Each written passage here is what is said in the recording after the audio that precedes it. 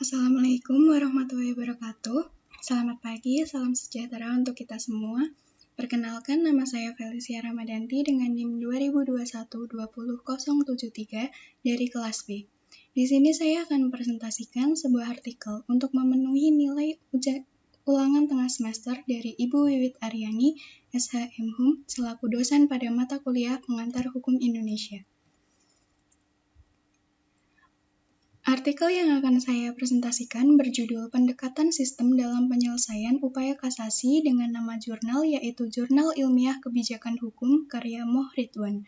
Jurnal ini adalah jurnal nasional akreditasi Sinta II Surat Keputusan Kemenristek-Dikti nomor 34-E-KPT-2018 volume 15 nomor 2 Juli 2021 305-326. Karya ini dipublikasikan di bawah lisensi Creative Commons Attribution 4.0 International License.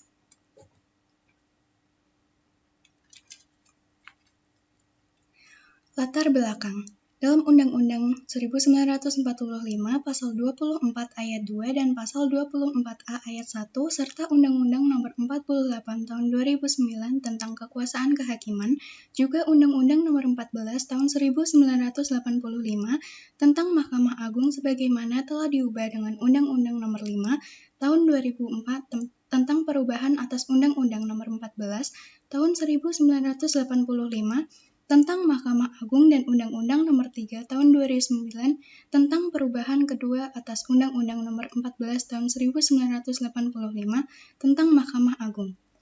Secara konstitusional dan hierarkis, perundang-undangan telah diamanahkan dengan memberikan kewenangan khusus kepada Mahkamah Agung untuk melaksanakan mengadili pada tingkat kasasi, termasuk proses penanganannya pada aspek administrasi dan manajemen perkaranya. Ada perkara tertentu yang tidak dapat diajukan permohonan kasasi, yaitu putusan pra-peradilan. Wewenang Mahkamah Agung adalah melakukan pengawasan tertinggi terhadap penyelenggaraan peradilan di semua lingkungan peradilan yang berada di bawahnya. Pentingnya pertimbangan dan nasihat hukum. Pentingnya pertimbangan dan nasihat hukum ini menjadi suatu hal yang penting dalam penyelenggaraan pemerintahan dalam era reformasi birokrasi untuk menjalankan proses demokrasi dalam berbangsa dan bernegara dengan falsafah negara Pancasila berbasis agama. Rumusan masalah sendiri. Perumusan masalah dalam penelitian ini adalah bagaimanakah proses penyelesaian perkara kasasi di Mahkamah Agung Republik Indonesia.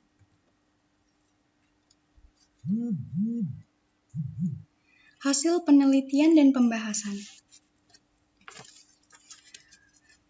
Undang-Undang Nomor 48 Tahun 2009 tentang Kekuasaan Kehakiman menyebutkan peradilan dilaksanakan dengan sederhana, cepat, dan biaya ringan dalam Pasal 2 Ayat 4. Perkara dalam kasasi dapat berjenis pidana, perdata, tata usaha negara, agama, dan militer.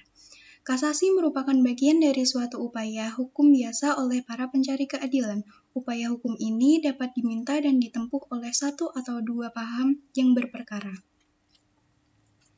Kasasi dalam perkara pidana diajukan oleh jaksa penuntut umum atau JPU dan pihak terdakwa. Kasasi umumnya diajukan oleh JPU yang menangani perkara sejak tingkat pertama. Kasasi perkara pidana atau perdata yang diajukan oleh para pihak yang diwakili oleh advokat memiliki permasalahan sama seperti JPU.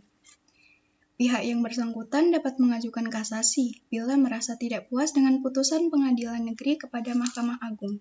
Sama seperti banding, kasasi juga memiliki tenggang waktu yaitu 14 hari sejak tanggal putusan dikeluarkan. Prosedur dan waktu pengajuan kasasi.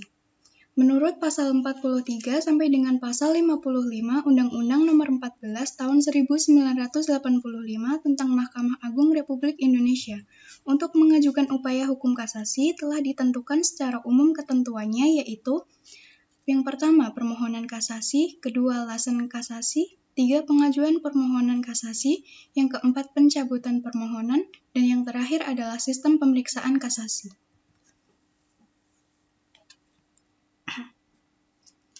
Upaya pimpinan Mahkamah Agung dalam permasalahan penyelesaian perkara. Menurut Bagirmanan, Bagirmanan adalah mantan Ketua Mahkamah Agung periode 18 Mei 2001 sampai dengan 2 Mei 2006 sampai dengan 31 Oktober 2008. Ada 3 strategi dasar untuk menyelesaikan masalah permohonan kasasi, yakni menurunkan jumlah permohonan kasasi, meningkatkan produktivitas kasasi, dan membangun efisiensi. Pada masa tersebut sudah ditemukan beberapa permasalahan yang cukup mengganggu dan menghambat dalam penyelesaian perkara. Dengan semakin bertambahnya pengajuan kasasi, masalah yang timbul pun menjadi bertambah rumit dan perlu segera diatasi.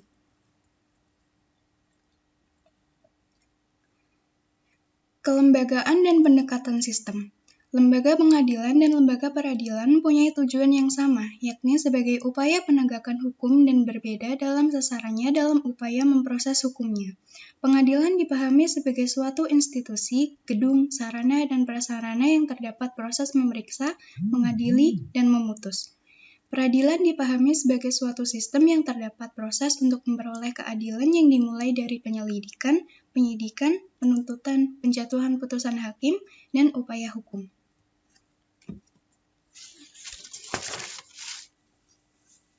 Elemen pembentuk sistem dalam perkara kasasi ada 7, yaitu yang pertama, tujuan. Bertujuan agar masyarakat dapat dengan mudah memperoleh kepastian hukum. Yang kedua adalah masukan. Masukan dalam perkara kasasi berupa berkas-berkas yang dipersyaratkan dengan menggunakan soft copy. Yang ketiga adalah proses. Proses merupakan bagian penting untuk melakukan perubahan dari masukan menjadi keluaran yang berguna dan bernilai. Yang keempat adalah keluaran. Hasil keluaran berupa judik juris atau kewenangan memeriksa penerapan hukum dan putusan pengadilan negeri. Yang kelima adalah batas. Batas menentukan konfigurasi, ruang lingkup, dan kemampuan sistem untuk mencapai dan memenuhi penyelesaian perkara yang sederhana, cepat, dan biaya ringan. Yang keenam adalah mekanisme pengendalian. Menggunakan umpan balik yang mencuplik hasil keluaran yang telah diterbitkan dari hasil putusan. Dan yang terakhir adalah umpan balik dan lingkungan. Beberapa kalangan individu, kelompok, atau organisasi yang mempengaruhi hasil putusan tersebut. Kesimpulan yang dapat saya ambil adalah proses penyelesaian perkara kasasi cenderung terlalu panjang dan memerlukan waktu yang cukup lama, yakni ketika berkas sudah masuk ke MA, tingkat pusat, lalu harus masuk lagi ke panitera MA. Dalam menangani penyelesaian perkara kasasi, terdapat alur yang menghambat penyelesaian kasasi pada tingkat pusat. Juga ada permasalahan mengenai bagian yang mengurus penyelesaian perkara yang tidak tepat sesuai dengan substansi masalahnya yang seharusnya lebih mengarah pada manajemen perkaranya yang harus diutamakan. Sehingga diperlukan suatu evaluasi tersendiri dalam pelaksanaan tugas pokok dan fungsi organisasi yang akan berpengaruh pada visi misi Mahkamah Agung. Sarannya ialah prinsip penerapan sistem peradilan sederhana, cepat, dan biaya ringan harus diimbangi dan berbanding lurus dengan penerapan sistem pelaksanaan keorganisasian yang lebih sederhana. Pembagian kewenangan, tugas, dan fungsi Mahkamah Agung pada tingkat pusat berupa non-yudisial dan yudisial seperti yang dijalankan selama ini harus dibuka pengembangan penerapannya pada tingkat provinsi sehubungan dengan luasnya wilayah negara dan tersebarnya penduduk sebagai upaya penerapan prinsip-prinsip sistem peradilan. Fungsi Mahkamah Agung sebagai instansi pembina untuk jabatan fungsional kehakiman, kepaniteraan, dan kejurusitaan, mengingat jabatan tersebut mayoritas berada di lingkungan Mahkamah Agung dan sebagian ada pada beberapa pengadilan di lembaga negara atau kementerian dan swasta atau arbitras. Baik, terima kasih. Itu tadi adalah sedikit topik dari isi jurnal pendekatan sistem dalam penyelesaian kasasi. Bila ada salah kata, saya mohon maaf. Billahi taufik wal hidayah. Wassalamualaikum warahmatullahi wabarakatuh.